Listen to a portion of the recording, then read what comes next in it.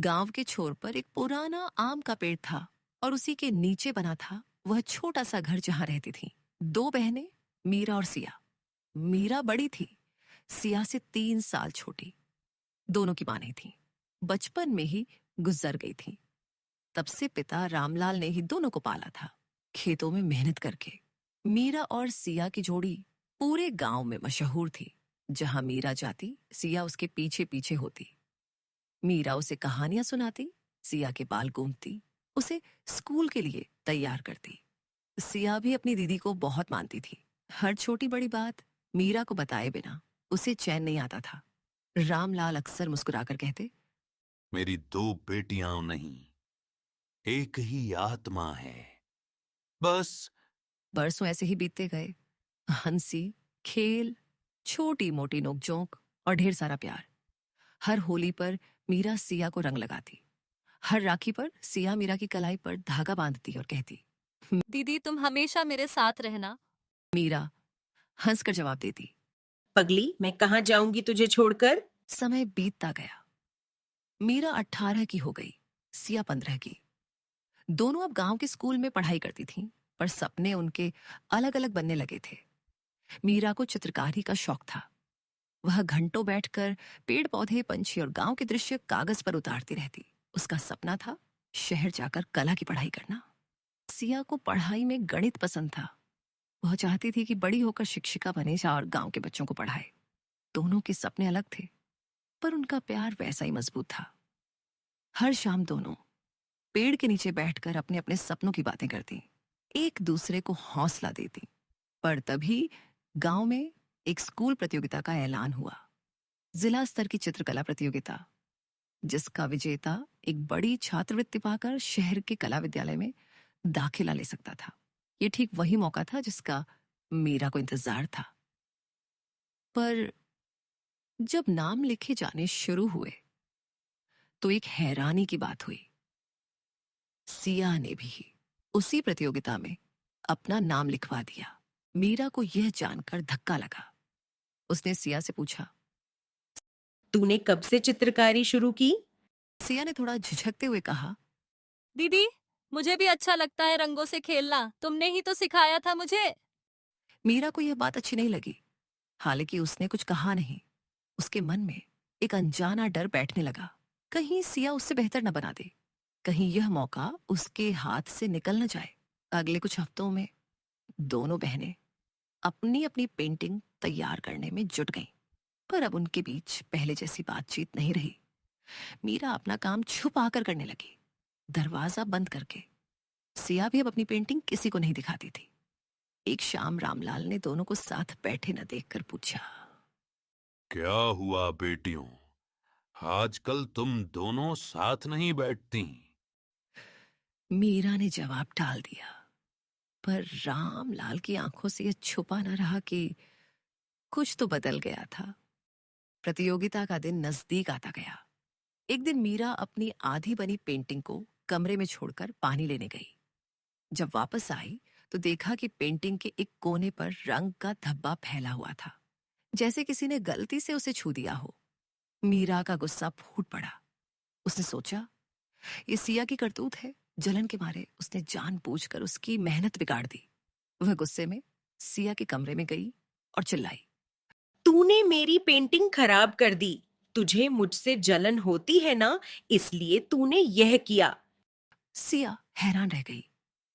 दीदी मैंने कुछ नहीं किया, मैं तो कमरे में गई ही नहीं। सिया की आंखों में आंसू आ गए। पर मीरा का गुस्सा उस वक्त इतना बढ़ चुका था कि उसने सिया की बात सुनी ही नहीं। वह पैर पटकते हुए वहां से चली गई। उस दिन के बाद दोनों बहनों के बीच बातचीत लगभग बंद हो गई। एक ही घर में रहते हुए भी वे एक दूसरे से नजरें चुराने लगीं। खाने की मेज पर चुप्पी छाई रहती। पहले जैसी हंसी मजाक गायब हो गई। रामलाल ये सब देखकर बहुत दुखी होते, पर उन्हें समझ नहीं आता था कि क्या हुआ है। उन्होंने कई बार दोनों से पूछने की कोशिश की, पर दोनों ने ही टाल दिया।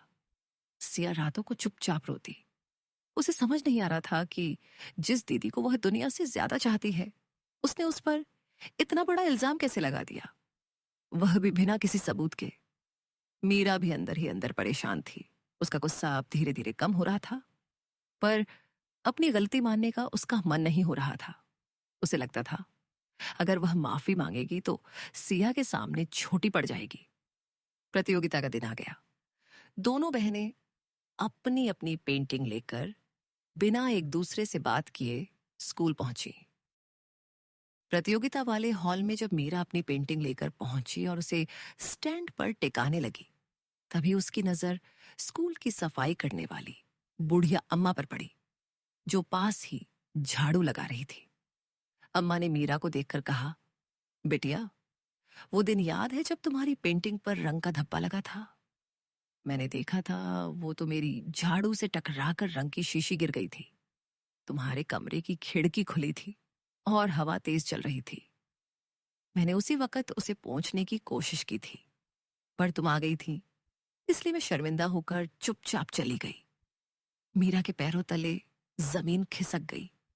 उसे एहसास हुआ कि उसने बिना सोचे समझे अपनी सबसे प्यारी बहन पर इल्जाम लगा दिया था, वह भी एक ऐसी गलती के लिए जो सिया ने की ही नहीं थी।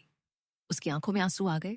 उसने चारों तरफ सिया को ढूंढा, पर वह हॉल के दूसरे कोने में अपनी पेंटिंग टांगने में व्यस्त थी, उदास चेहरे के साथ, अकेली।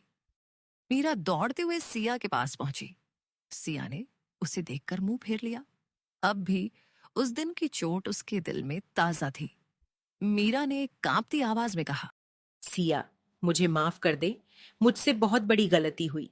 वो रंग का धब्बा तेरी वजह से नहीं, हवा से गिरी शीशी की वजह से लगा था। मैंने बिना जाने तुझ पर इल्जाम लगा दिया, सिर्फ इसलिए क्योंकि मुझे डर था कि तू मुझसे बेहतर बना देगी। सिया की आंखों में आंसू छलक आए। दीदी, मुझे तुमसे जीतने की कभी इच्छा ही नहीं थी। मैं तो बस तुम्हारे साथ कुछ करना चाहती थी, क्योंकि तुम मेरी सबसे बड़ी प्रेरणा हो। सिया को गले लगा लिया। मुझे माफ कर दे मेरी गुड़िया।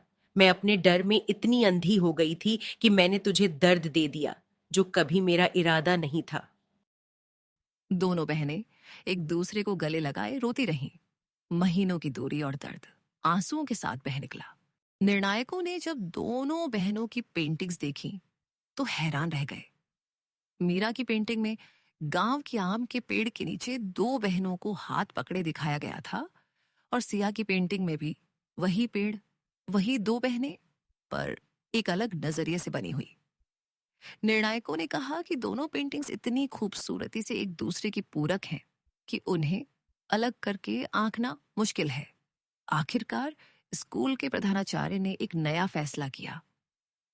दोनों बहनों को साझा विजेता घोषित किया गया और छात्रवृत्ति की राशि को इस तरह बांटा गया कि मीरा शहर जाकर चित्रकला की पढ़ाई कर सके और सिया गांव में रहकर शिक्षिका बनने की ट्रेनिंग ले सके। रामलाल ये सुनकर खुशी के मारे रो पड़े। उन्होंने दोनों बेटियों को गले लगाया और कहा, आज मुझे यकीन हो गया कि खून का रिश्ता कभी टूट नहीं सकता, बस कभी कभी धुंधला जरूर हो जाता है। उस शाम दोनों बहनें फिर से उसी पुराने आम के पेड़ के नीचे बैठी जहां उनका बचपन बीता था।